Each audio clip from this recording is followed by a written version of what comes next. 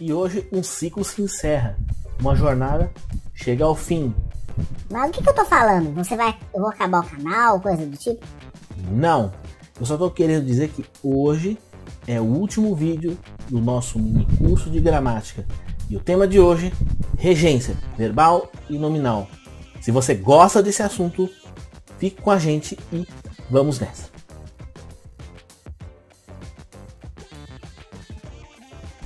E aí, gente, tudo bem? Aqui é o Bruno e agora nós vamos começar, enfim, a nossa aula final do mini curso de gramática. Regência nominal, regência verbal. É também um assunto bastante cobrado em concursos, em provas. E aqui nós vamos dar algumas dicas básicas para você entender como é que ela funciona e para se você se dar bem nas suas provas, nos seus estudos. Então fique com a gente nessa aula. Como sempre, as explicações gerais. O que é regência nominal? É uma relação específica que vem de um substantivo, adjetivo ou determinados advérbios têm com seus respectivos complementos. E essa relação é marcada por uma preposição. No caso de nomes derivados de verbo, essa regência vai ser feita da mesma forma, tanto para o verbo quanto para o nome. Vamos tentar explicar isso de uma forma mais simples. O que é a regência? Assim, toda vez que há numa frase algum substantivo, um adjetivo e um advérbio que necessita de algum complemento para fazer sentido, esse complemento, essa ponte, se estabelece a partir de uma preposição. Nesse caso, a relação entre um termo nominal, um adjetivo ou advérbio, como a gente diz, com um outro complemento. E assim a gente forma, por exemplo, os complementos nominais.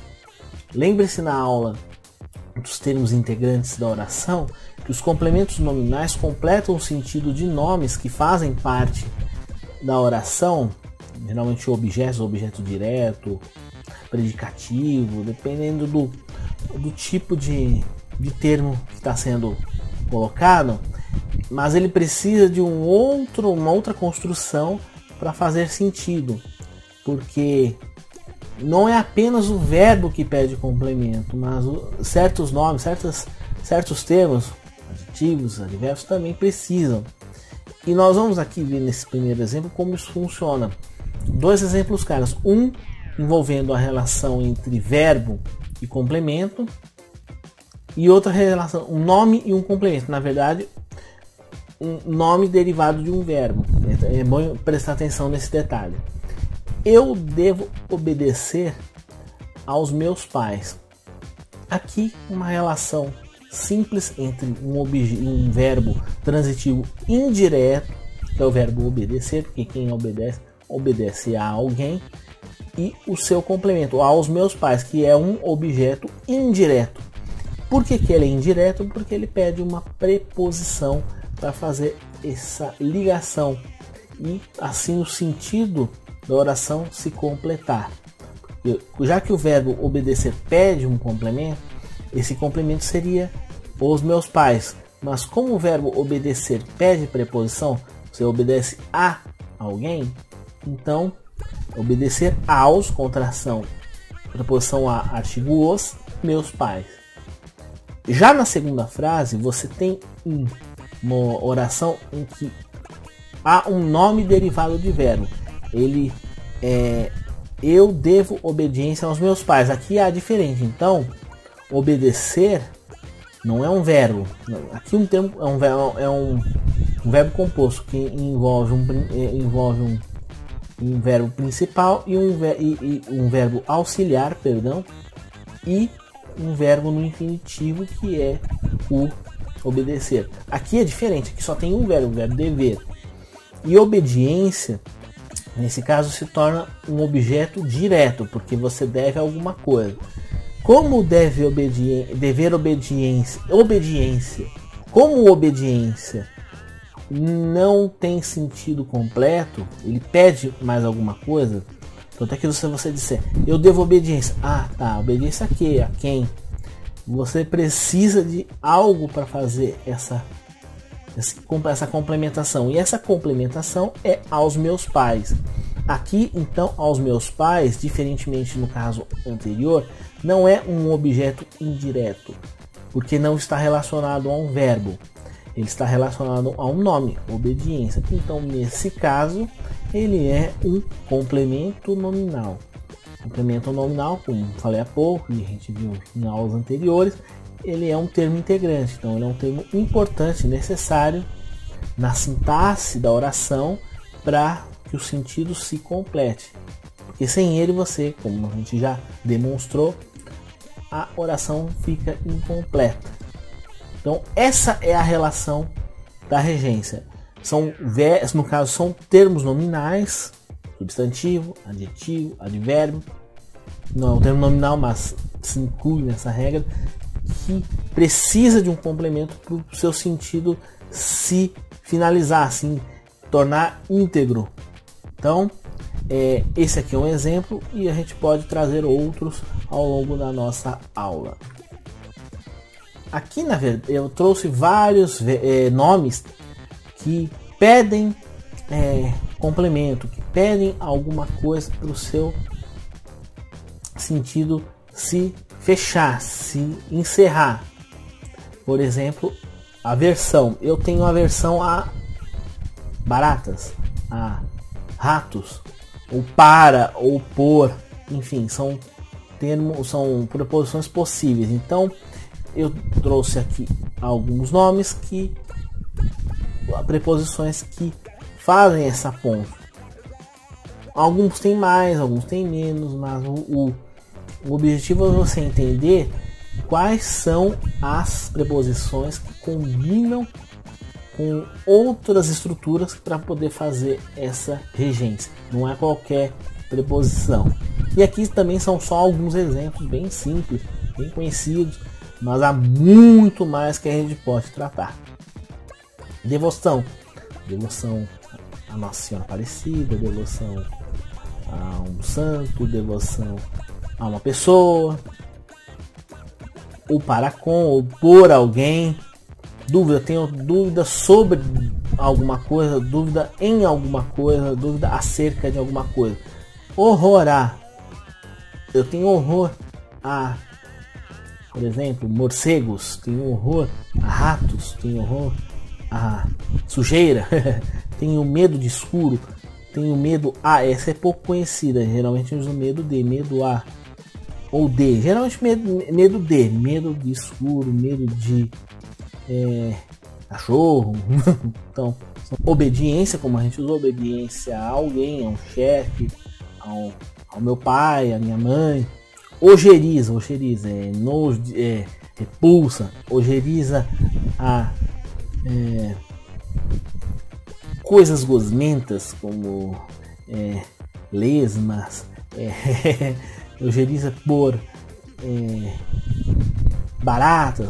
Respeito a você, compara com você. Mais alguns casos: acessível a mim, acessível a você, acessível ao chefe, acostumado ao trabalho, acostumado com o horário. Então são algumas formas da gente completar. Afável com alguém, para com alguém, agradável aos olhos, agradável ao paladar, alheio à situação, alheio de um espaço, de uma situação, capaz de resistência, ou contrário a alguma coisa, fanático por um time de futebol, por um jogo, parco em recursos, ou parco assim, limitado ou escasso, próximo a, próximo de, próximo minha casa, próximo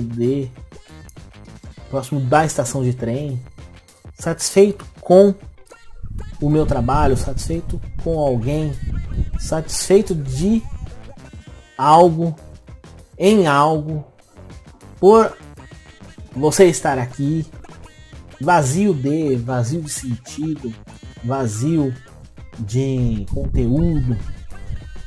Enfim, são alguns exemplos que eu estou trazendo de cabeça, mas é para vocês entenderem que se trata de você tem um nome, ele precisa de um complemento, mas esse complemento ele se une a esse nome com uma preposição específica. Então não é qualquer preposição que funciona, precisa de uma preposição que se ajuste a esse outro termo, para assim você conseguir fazer essa relação de completude de sentido, vamos dizer assim.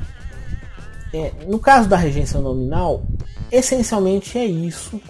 São muito mais nomes que a gente poderia apresentar, mas acho mais interessante que vocês tomem isso como referência e que procurem outras fontes assim nos dicionários. E inclusive tem um dicionário muito bom do Celso Luft, que são na verdade dois dicionários, o dicionário de regência nominal e de regência verbal, que podem ajudar você a entender como é que funciona melhor, quais são as palavras, os termos que pedem preposição para completar o sentido e que preposição é essa. Então, para a nossa aula não ficar uma lista de nomes, então eu só trouxe esses exemplos aqui só para ilustrar como funciona. Muito diferente é a regência verbal. Ela também também são verbos específicos que pedem preposições específicas, mas nesse caso a gente vai dar uma atenção maior à regência verbal, porque principalmente envolve o sentido. Assim, há verbos em que quando ele não pede preposição, ele é usado de uma forma, e quando ele pede preposição, ele é usado de outra forma. Então, é um tema que a gente vai dar mais atenção aqui. A regência nominal, eu entendo que, da forma como está colocada, já é o suficiente para pelo menos a gente ter o conhecimento básico, e depois a gente pode aprofundar. Bom, vamos às explicações gerais da regência verbal. É uma relação específica entre um verbo e com seus complementos, no caso, verbos transitivos indiretos. E essa relação é marcada por uma preposição. Vide o exemplo que eu dei no início. Eu devo obedecer aos meus pais. O verbo obedecer, ele pede preposição. Então, eu preciso utilizar uma preposição para fazer essa ligação com o objeto, no caso, um objeto indireto. Então, no caso, obedecer a quem? Obedecer aos meus pais. Observação: o estudo da regência verbal leva em conta a relação entre verbos transitivos indiretos e objetos indiretos, assim como termos nominais e seus complementos nominais, como a gente viu agora há pouco, pois essas relações necessitam de preposição para se completar. Então é só reforçando aquilo que eu venho dizendo. Essencialmente a relação entre um verbo com um nome, no caso da regência nominal, com seus complementos. Então é uma relação entre verbo e complemento nominal. Então, uma relação entre verbo e complemento verbal, objeto indireto, que o objeto direto não pede preposição, e nome e complemento nominal. É isso, basicamente. Então, aqui vamos trazer alguns casos específicos. Tem muito mais, assim, mas eu selecionei alguns que são bastante comuns e que é importante a gente trazer aqui. Por exemplo, o verbo aspirar. Quando eu utilizo o verbo aspirar como um verbo transitivo direto, ele tem sentido de aspirar o ar, de sorver ar. Por exemplo, eu aspiro o ar das montanhas. Fui ao campo para aspirar ar fresco. Nesse sentido. Agora, quando tem sentido de pretender, visar, é objeto indireto. Então ele pede um objeto indireto. Eu aspiro ao cargo de chefia.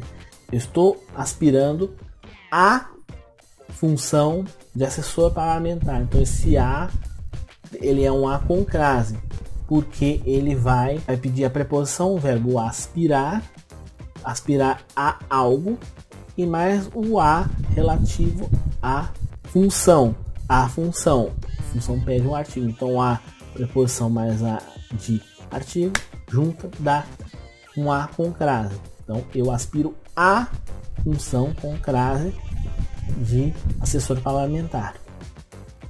Assistir, mesma coisa. Se tiver um sentido de auxiliar, de assistir aos pobres, de assistir aos meus pais, ele é verbo transitivo direto. Ele não pede preposição. Agora, se é de assistir a alguma coisa, assistir ao espetáculo, ao filme, à aula, ou de caber razão a alguém, é verbo transitivo indireto. Então, olha só como assim, nesses dois exemplos a gente trabalha a regência verbal de uma forma diferente. O fato dele ser transitivo direto é um uso, o verbo dele ser transitivo indireto é outro uso. Então, é muito importante a gente ter essa noção clara e a gente saber quando é uma situação e quando é outra, para justamente a gente não incorrer em erros. Verbo esquecer e verbo lembrar são normalmente usados como transitivos diretos ou indiretos nas mesmas situações. A gente usa bastante, tanto direto quanto indireto.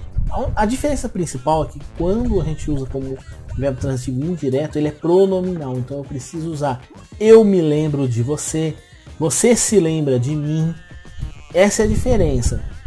Você precisa então acrescentar, no caso, um pronome oblíquo junto com o verbo para fazer a regência, diferentemente do objeto indireto. Eu lembro de você. O uso é o mesmo, o sentido é o mesmo, mas há essa diferença estrutural. Então, quando ele é usado como verbo transitivo indireto, eu utilizo um pronome oblíquo, porque aí ele se torna pronominal, esquecer-se de algo, lembrar-se de alguma coisa. O verbo implicar é outro verbo que muda o sentido quando é transitivo direto ou indireto. Quando é verbo transitivo direto, ele é usado no sentido de assim, levar a acarretar, ter como consequência algo. Votos equivocados implicam consequências imprevisíveis. Um exemplo. Então, implicar tem como consequência acarretar, esse é o sentido. Agora, se eu utilizar como verbo transitivo indireto, implicar com alguém, aí sim, no sentido de aborrecer, chatear. Então, eu implicar com você, estou te aborrecendo, de ter implicância. Esse é o sentido. Obedecer, sempre transitivo indireto, mas é um verbo que admite voz passiva. Esse é um caso curioso. O verbo obedecer é sempre transitivo indireto, mas é um verbo que admite voz passiva. Como é que isso funciona? É porque no caso do verbo obedecer, é muito comum a gente fazer. A minha mãe foi desobedecida pela minha irmã, meu pai foi desobedecido por mim. Então, olha só que interessante. Isso também é um reflexo de que, coloquialmente, é muito comum a gente usar o verbo obedecer também como um verbo transitivo direto. Ele me obedeceu você, obedeceu meu professor. Então, coloquialmente, tem sido muito utilizado o verbo obedecer como verbo transitivo direto, embora na norma culta ele é verbo transitivo indireto, então ele pede preposição. Mas há essa particularidade, ele é um verbo que admite voz passiva, porque eu posso ser desobedecido por alguém. Eu fui desobedecido pelo meu filho. Então, há essa situação de exceção, uma exceção à regra geral dos verbos transitivos indiretos que normalmente não admitem voz passiva. Esse é um caso interessante. Verbo preferir. Se ele tiver o mesmo sentido de dar preferência a algo, então assim, eu prefiro essa camisa, eu prefiro este celular, aí é transitivo direto, sem problema. Agora, quando tem essa relação, eu prefiro sorvete a pudim, carros grandes a carros pequenos, aí eu preciso fazer uma estrutura assim, eu prefiro uma coisa a outra. Então ele é um verbo transitivo direto e indireto, então ele vai pedir um complemento verbal, um objeto direto e também um objeto indireto. Então eu prefiro uma coisa a outra, eu prefiro você a Suzana, termos de companhia. Então essa é a ideia. Pagar e perdoar. Se o objeto desses verbos se referir-se a coisas, serão transitivos diretos. Então, eu paguei meu carro. Eu perdoei minhas dívidas. Aí eu estou falando a coisas. Então, aqui uso objeto direto. Agora, se os objetos forem pessoas, eles serão indiretos. Eu perdoei a Mariazinha. Eu paguei ao João. Então, assim, aqui há uma especificidade. Então, o objeto, o sentido é o mesmo, mas vai depender do objeto, da natureza do objeto. Se for uma pessoa, se for um ser humano, esse objeto será indireto e o verbo transitivo indireto. Agora, se for um ser, uma coisa, um ser inanimado, ele vai ser objeto direto e o verbo transitivo direto. Muito curioso.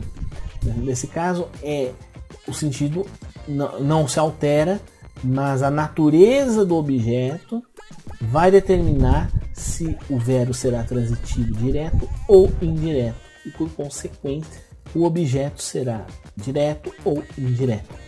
Verbo responder é transitivo direto se o objeto tematiza a resposta, e transitivo indireto se o objeto focar a pergunta. O verbo também pode ser transitivo direto e indireto se pedir um complemento de coisa e outro de pessoa. Então aqui o que isso quer dizer? Se o objeto tem relação com a resposta, eu utilizo objeto direto. Eu respondi que não estava feliz. Eu respondi que 2 mais 2 era 4. Então, assim, quando o foco do complemento é a resposta. Então, nesse caso, apesar dessa situação se tornar um período composto, não um período simples, o objeto é direto e, portanto, o verbo se torna transitivo direto. Agora, quando eu foco na pergunta, eu respondi a você, eu respondi as perguntas, eu respondi a prova. Nesse caso, o foco é a pergunta, ou no caso, a quem faz, ou a quem eu respondo, a quem eu estou prestando contas. Então, nesse caso, o objeto é indireto e, portanto, o verbo transitivo também é indireto. Agora, quando eu respondo algo a alguém, eu respondi a você que não quero sair. Então, a resposta, objeto direto. A pessoa a quem responde, objeto indireto. Então, o verbo se torna transitivo direto e indireto. Então, acho que fica mais claro de você entender. Assim, foco na pergunta, objeto indireto. Foco na resposta, objeto direto. Quando eu contemplo os dois, a coisa e a pessoa, objeto direto e indireto.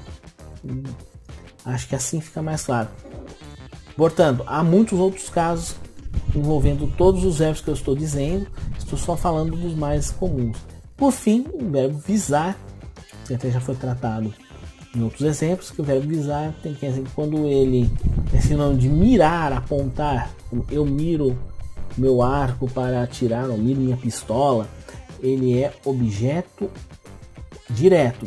E o verbo visar é verbo transitivo direto. Agora, com o sentido de pretender, de desejar, o verbo é transitivo indireto. Eu viso, a gente até pode recuperar o exemplo anterior, ao cargo de assessor parlamentar. Eu viso a função de deputado. Então aqui o verbo é transitivo indireto e o objeto é indireto, que pede preposição.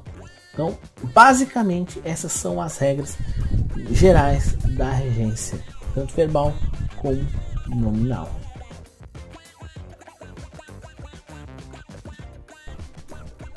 Bom, gente, Então, com isso, eu encerro este ciclo, este mini curso de gramática. Então, foi quase o ano todo desenvolvendo esse conteúdo. E como eu já disse muito claramente, esse é um conteúdo básico. Ele serve como uma porta de entrada para os seus estudos, para você ter aquele conhecimento mínimo, para você entender a lição de que está se tratando e posteriormente completar esses estudos com outras leituras, com livros e outras dicas que eu venho trazendo aqui. Então, este mini curso cumpriu sua função, e nas próximas aulas eu vou trabalhar os temas de outras formas, focando pontos específicos ou complementando detalhes que ficaram de fora do mini curso, porque, como eu disse, ele é básico. Então, a proposta dele é trazer um manual de sobrevivência, o mínimo necessário para você saber do que se tratam as lições. E eu acho que esse objetivo foi cumprido. E agora, a partir das próximas aulas, o nosso canal vai estar numa fase diferente, trazendo uns vídeos talvez com outra abordagem, assim, tentando buscar outros formatos, focando nos guias de estudo, nas dicas de estudo, de leitura, e trazendo dicas também de redação e leitura, que é um conteúdo que eu estou devendo e que vai ser o meu foco nas próximas aulas. Ele não terá um formato de mini curso, mas vai ter uma sequência, então você pode acompanhar de uma forma assim contínua ou não, vai depender do assunto ou também do seu interesse. Então, assim, o nosso objetivo agora é focar mais nos vídeos, assim, tentar trazer o máximo de informação possível naquele vídeo, e se for necessário a gente pode trazer vídeos em sequência, mas este formato de mini curso eu pretendo não utilizar assim tão cedo, até porque ele se mostrou um pouco talvez cansativo, e isso talvez não atraia muitas pessoas, porque infelizmente o YouTube, as redes sociais, elas prezam muito pela velocidade, pelo conteúdo mais simples, pelo conteúdo mais direto. E um formato como esse, ele acaba não sendo tão interessante para a maioria das pessoas, apesar da temática ser relevante e ser muito importante a gente ensinar a língua portuguesa, sobretudo a norma culta, para as pessoas. A gente tem que admitir que o formato digital, as redes sociais, não valorizam conteúdos muito longos, e isso acaba prejudicando esse tipo de formato. Então eu pretendo desenvolver algo mais direto, mais simples, mas com o mesmo empenho, com a mesma qualidade, com a mesma dedicação, para que vocês possam, enfim, aprender mais, conhecer mais sobre a língua portuguesa, sobre a produção de textos, a leitura, enfim, os temas centrais deste canal. E é isso que eu pretendo manter até o final. Então, muito obrigado pela companhia de vocês durante essa jornada. Espero vocês nos próximos vídeos. Então, um grande abraço, fiquem com Deus e até a próxima.